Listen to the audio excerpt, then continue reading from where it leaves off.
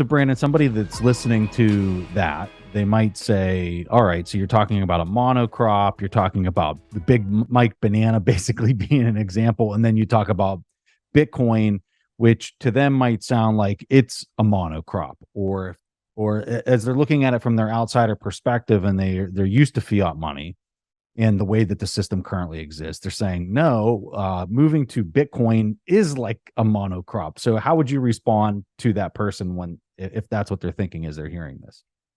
Yeah, good question. So first, I would say that I don't see a world where ever where there's a single money and nothing that trades like money is around. Like there will always be multiple types of money, I believe. And so when I say that, I more mean it's an option for anyone. It's a lifeline for those who don't have a better monetary system that they can access, right? And it's 100% voluntary. And so based on your needs locally, you're going to make the best decision for yourself. Now, from the other side, the systemic risk side, like what happened to the Big Mike banana, the major difference is that fiat monies are political monies, right? And that means that people in charge make decisions, oftentimes short-term decisions, which come at the expense of long-term things. And it's rational for that to happen, right? The barbarians are at the gate. We got to print more money to defend ourselves. Super rational, easy to justify. But over the long term, that may undermine the currency. And I think that's why currencies have such a short shelf life, is because humans meddle with them. And over time, it hides risk, and then there's a systemic blow up. And so compare that to Bitcoin, right? There is no politics there. There's no one's printing more because it's too hard to make changes. And the market clears, it removes the distortion. There's no politics. There's very little, if any, systemic risk, right?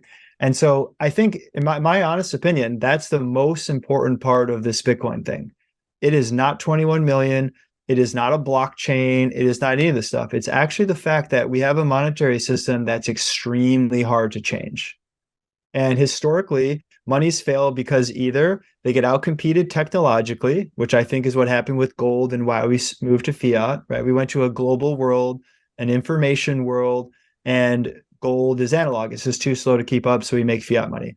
The other way monies fail is due to over politicization, which essentially just greed steps in or short-term thinking steps in, and then we just break the money and no one wants it anymore.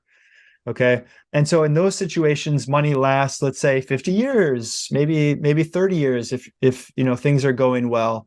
And I think Bitcoin has a chance to not be a 50-year money. I think Bitcoin's the first chance of being a 500-year money because it can evolve and adapt. So it handles the technology disruption angle. It learns, it gets better. It's software. We can reimagine it. And the worst case scenario, we can port the UTXO set into a new software system. And the UTXO set's where the value is, because that's the network. The holders themselves care about that, and it's backed up everywhere. And so you could port that into a new software system. Let's say we invent something really cool. The other side is the politicization. Because it's so hard to change, it doesn't matter what the politics of the day are. It doesn't matter what the current thing is. Bitcoin just laughs. It's totally unaware of the current thing. It just does what it does. And so I think both of those two combined essentially overcome why monies fail. And it doesn't mean that Bitcoin won't fail, but it does mean that this is the first potential money to last 500 years, right? Let's 10x the average or maybe more. Drew of Bansal makes a good case for how if we're going to go to space, we're certainly not using fiat money on a database here. We're certainly not using gold. So maybe we are using Bitcoin, but that's a story for another day.